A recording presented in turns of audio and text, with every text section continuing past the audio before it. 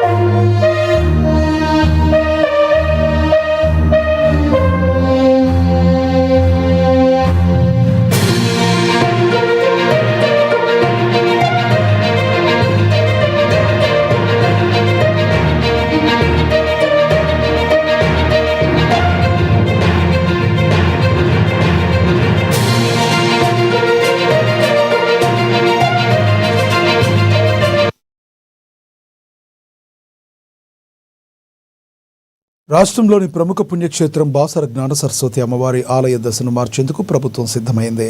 జూబ్లీహిల్స్లోని తన నివాస బాసర ఆలయ అభివృద్ధిపై ముఖ్యమంత్రి రేవంత్ రెడ్డి ఈరోజు ఉన్నతాధికారులతో కీలక సమీక్ష నిర్వహించారు.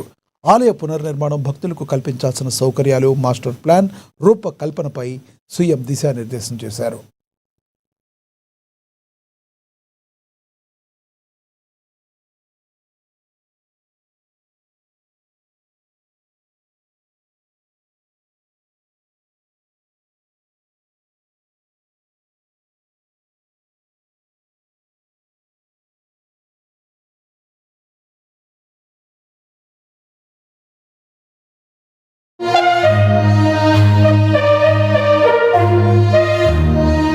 ఇది తెలియదు.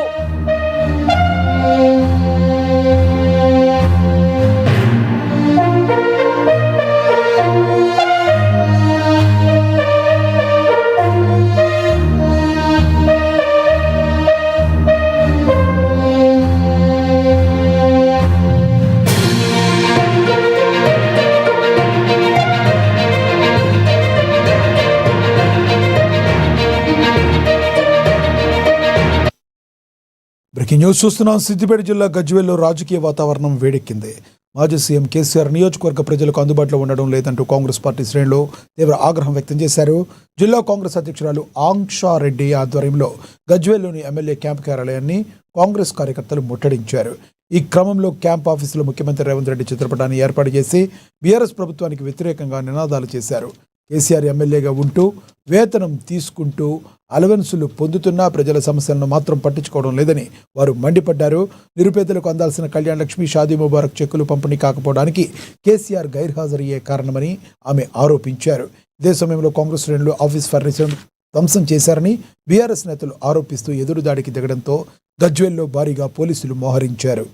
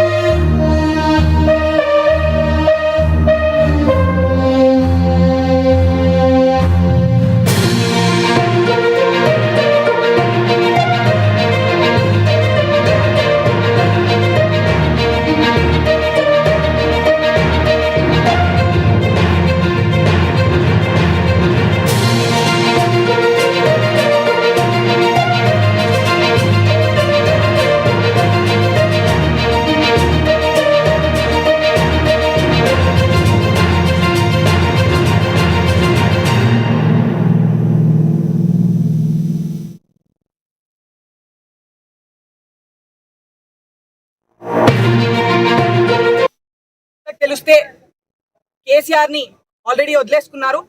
మొత్తం బీఆర్ఎస్ నే జీరో చేసేసి కాంగ్రెస్ వైపు మలుగుతారు అనేసి ఆ ప్రోగ్రామ్ ని ఆపాలి అనేసి ఫ్లెక్సీల ఫోటో లేదు, పని చేయని ఎమ్మెల్యే ఫోటోలు మేము ఎందుకు ఇస్తామండి? పని చేయమనండి ఖచ్చితంగా. ఏ కేసీఆర్ ఖబర్దార్, చిటికేసి చెప్తున్నా, దమ్ముంటే రా గజ్వేల్ కి రా, పని చేయి, ముఖం చూపి. కార్యకర్తలకి నిన్ను నమ్ముకొని ఓటేసిన ప్రజలు 10 సార్లు అన్యాయమయ్యారు. ఇప్పుడు కూడా మీరు అలానే చేసి వాళ్ళని బాగా ఇబ్బంది పెడుతున్నారు. మీరు ఒక్క మాట, మీకు మా ముఖ్యమంత్రి గారు చాలా విలువిస్తున్నారు. ఒక్క మాట మీరు గొంతెత్తి అసెంబ్లీలో మా గజ్వేల్కి ఇది కావాలి అని ఒక్క చిన్న మాట చెప్పండి. మరి రేవంత్ రెడ్డి ఎట్లియడం మేము కూడా చూస్తాం. మీరు మా గజ్వేల్ ప్రజల కోసం ఏం చేస్తలేరు. మాకు ఒక ఎమ్మెల్యే లేడు, మా ఎమ్మెల్యే లేడు అనేసి మేము ఇన్ని రోజులు ముందటికెళ్తున్నాం. మా ప్రజలకు ఏం కావాలన్నా సీఎం దగ్గరికి తెచ్చుకుంటున్నాం. దయచేసి ఇప్పటి వరకు సీఎం రేవంత్ అన్న ఇప్పటికీ మీకు చాలా మర్యాద ఇచ్చాడు. ఆ మర్యాద కొరకే ఇన్ని రోజులు మీకు మర్యాద ఇచ్చాము. ఎప్పుడైనా మీ పేరు ముందు కేసీఆర్ గారు అన్నాం. ఇప్పటి నుంచి ఏం లేదు. కేసీఆర్ చిట్కేసి చెప్తున్నా, దమ్ముంటే వచ్చి పని చేయి. నువ్వు అట్లనే పండుకొని మా గవర్నమెంట్ ఇచ్చిన పైసలు అట్లనే తిని తాగి వంట అంటే కాదు. దయచేసి ఇప్పుడు కొత్తగా బస్ స్టాండ్ అని తీసుకొస్తున్నారు. 10 ఏళ్ల నుంచి మీ ప్రభుత్వమే బస్ స్టాండ్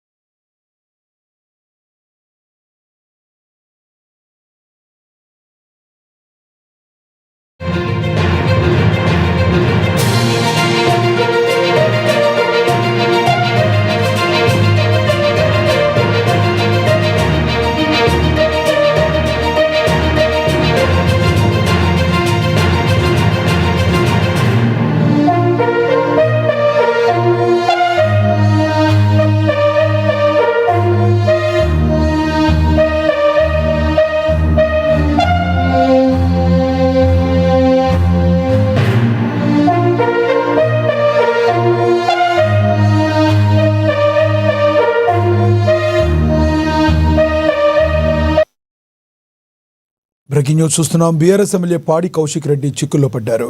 పోలీసుల విధులకు ఆటంకం కలిగించిన కేసులో ఆయన ఇవాళ సిఐడి అధికారుల ముందు విచారణకు హాజరయ్యారు. హైదరాబాద్లోని సిఐడి కార్యాలయానికి తన భార్య శాలిని రెడ్డితో కలిసి వచ్చిన ఆయన అధికారుల ప్రశ్నలకు సమాధానాలు ఇస్తున్నారు. ఏడాది జనవరి 29న హుజూరాబాద్ నియోజకవర్గంలో నిర్వహించిన సమ్మక్క సారలమ్మ జాతర సందర్భంగా అక్కడ తీవ్ర ఉద్రిక్తత చోటు చేసుకుంది. ఈ సమయంలో పోలీసులు తనను అడ్డుకున్నారన్న ఆగ్రహంతో కరీంనగర్ సిపిపై కౌశిక్ రెడ్డి అభ్యంతరకర వ్యాఖ్యలు చేశారని, అలాగే మత విద్వేషాలు రెచ్చగొట్టేలా వ్యవహరించాలని పోలీసులు కేసు నమోదు చేశారు. పోలీసులు విధులకు ఆటంకం కలిగించిన ఈ కేసును ప్రభుత్వం సిఐడికి అప్పగించింది. దీంతో రంగంలోకి దిగిన సిఐడి అధికారులు ఆయన స్టేట్మెంట్ను రికార్డ్ చేస్తున్నారు. వేణవంక మండలంలో జరిగిన ఘటనలు, ఆ సమయంలో కౌశిక్ రెడ్డి ప్రవర్తనపై సిఐడి ఆరా తీస్తుంది.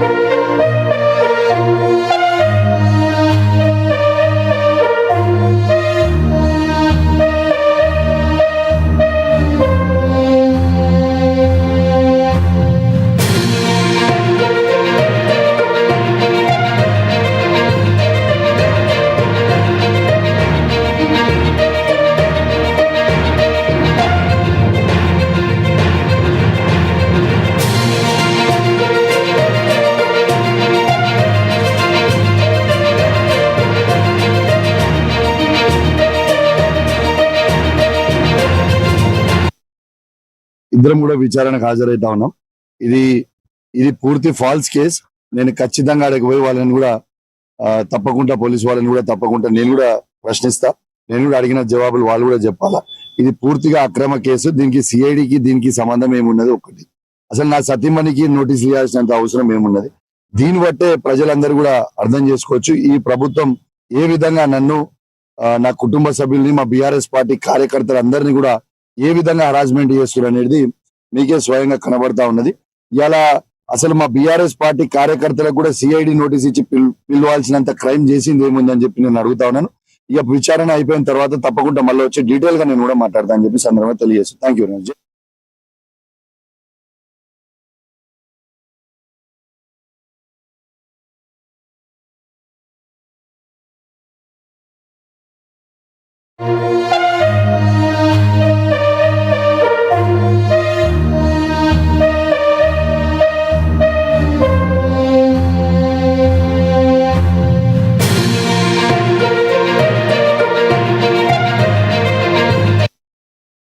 Moinabad farm house drugs case విచారణ కీలక దశకు చేరుకుంది. ఈ కేసులో ప్రధాన నిందితులుగా ఉన్న మాజీ ఎమ్మెల్యే పైలట్ రోహిత్ రెడ్డి, రితేష్ రెడ్డి, నమితా శర్మల 3 రోజుల పోలీస్ కస్టడీ నేటితో ముగిసింది. దీంతో పోలీసులు వారిని రాజేంద్ర నగర్ కోర్టులో హాజరుపరిచారు. అయితే ఈ కేసులో ఉన్న ఆర్థిక మూలాలను, నగదు లావాదేవీలను మరింత లోతుగా చర్చించాల్సి ఉందని, అందుకే నిందితులను మరోసారి తమ కస్టడీకి అప్పగించాలని పోలీసులు కోర్టును కోరారు. ఇప్పటికే 2 సార్లు కస్టడీకి ఇచ్చామని, 3వసారి కోరడం చట్ట విరుద్ధమని నిందితుల తరపున న్యాయవాదులు వాదించారు. ఇరుపక్షాల వాదనలు విన్న ఉప్పరపల్లి కోర్టు నిందితుల బెయిల్ పిటిషన్, పోలీసుల కస్టడీ పిటిషన్పై విచారణను సోమవారానికి వాయిదా వేసింది. అప్పటి వరకు నిందితులకు రిమాండ్ కొనసాగనుంది.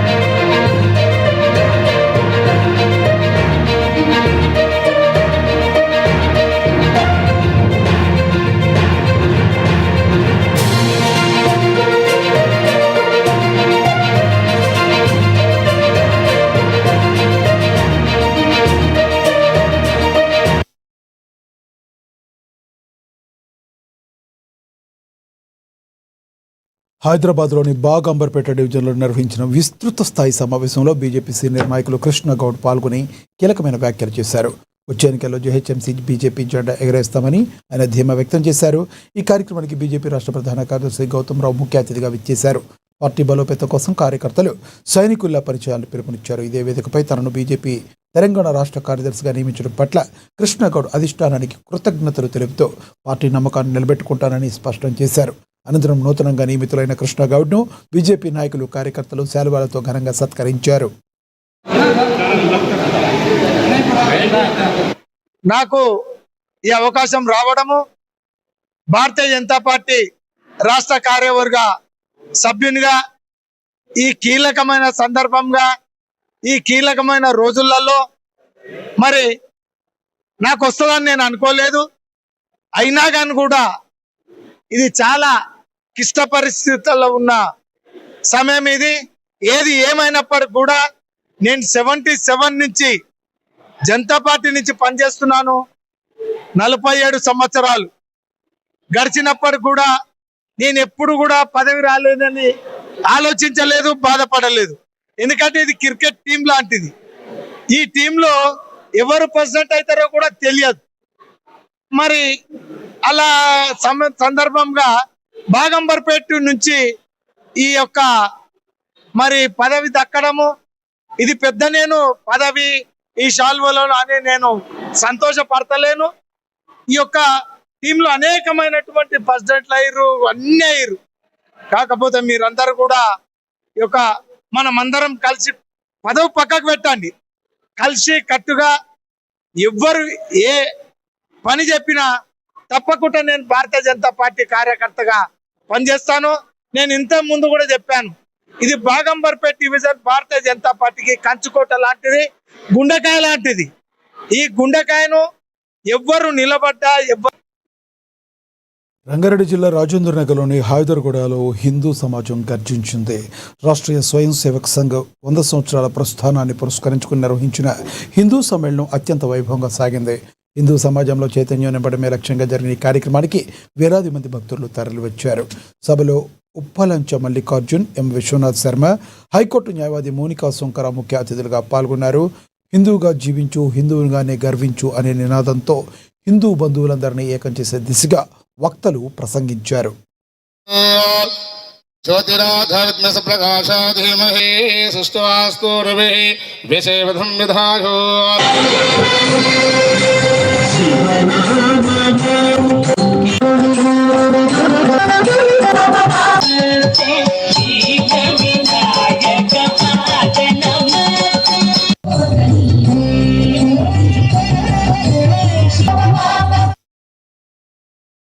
యాదాద్రి లక్ష్మీనరసింహస్వామి ఆలయంలో స్వాతి నక్షత్ర వేడుకలు కన్నుల పండుగ జరిగాయి. స్వామివారి జన్మ నక్షత్రం కావడంతో ఆలయ అర్చకులు అష్టోత్తర శతఘటాభిషేకాన్ని శాస్త్రోక్తంగా నిర్వహించారు. 108 కలశాలను ప్రత్యేకంగా ఏర్పాటు చేసి పవిత్ర జలాలకు ప్రత్యేక పూజలు నిర్వహించి స్వామివారికి అభిషేకం చేశారు. అభిషేకం అనంతరం ఆలయ ఈవో భవానీ శంకర్ ఆధ్వర్యంలో వైకుంఠ ద్వారం వద్ద పూజలు నిర్వహించి గిరి ప్రదక్షిణ ప్రారంభించారు. ఆలయ అధికారులు, ఎస్పీఎఫ్ సిబ్బంది కార్యక్రమంలో పాల్గొని భక్తులకు అవసరమైన ఏర్పాట్లను పర్యవేక్షించారు.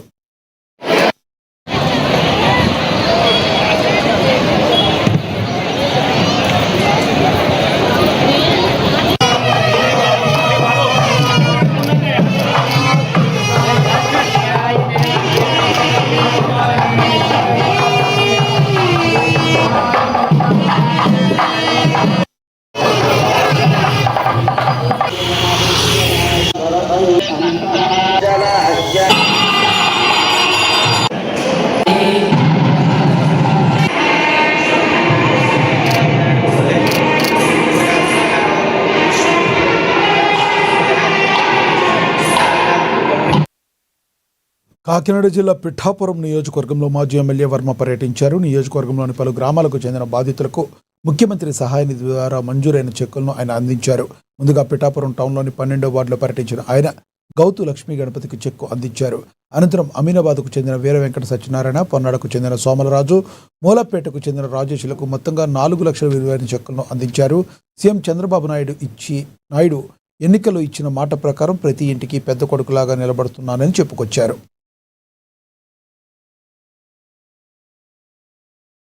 పిఠాపురం టౌన్ 12వ వార్డు గౌతు లక్ష్మీ గణపతి గారికి 74,000, అదేవిధంగా మూలపేట 50,000, పొన్నాడ 122,000, అమీనాబాద్ 133,000. మరి వీళ్ళందరికీ కూడా ముఖ్యమంత్రి సహాయం నుంచి మొత్తం 4 లక్షల రూపాయలు ఇవ్వడం జరిగిందని చెప్పి తెలియజేస్తున్నాం.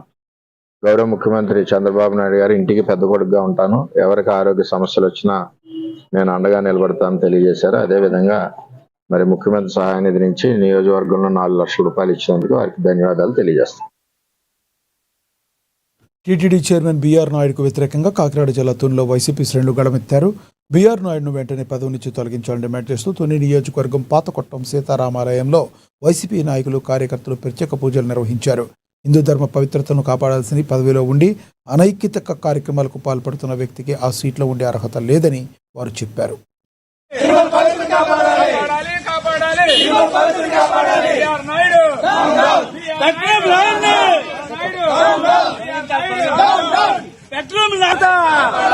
తిరుమల పవిత్రత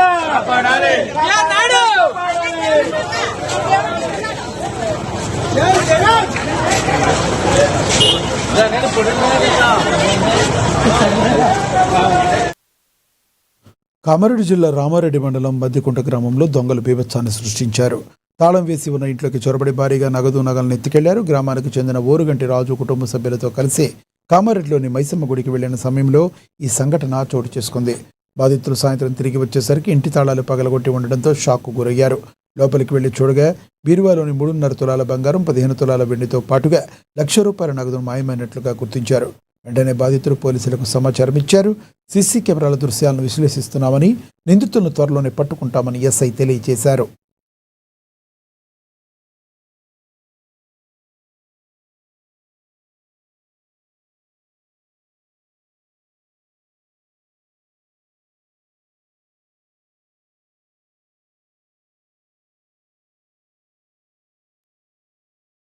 హైదరాబాద్ చింతలకుంటలో కలకలం రేగింది. ప్రసార భారతికి చెందిన రేడియో టవర్ ఎక్కి జానీబాబు అనే యువకుడు ఆత్మహత్యత్నంకు పాల్పడ్డాడు.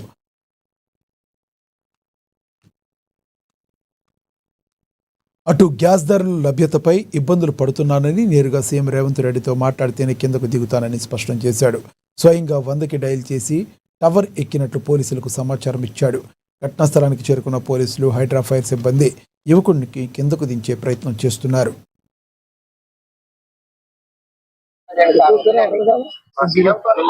అన్యాయమైన ప్రపంచంలో నేను బతకలేదని సరిపోతున్నా సార్.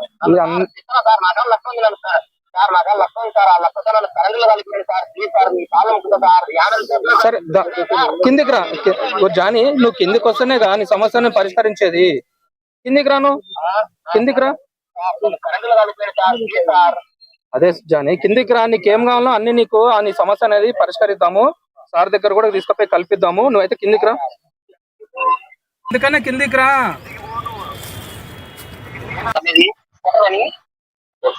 నేను దూరంలో రాలేనప్పుడు వాళ్ళు మా వాళ్ళే అక్కడ వాళ్ళు ఎవరు ఏమన్నారు నీ మీద చెయ్యి కాదు, అసలు ఏమన్నారు నేను కిందికి దిగంగానే నువ్వు ఏం కావాలో అది నీకు ఏర్పాటు చేస్తారు వాళ్ళు.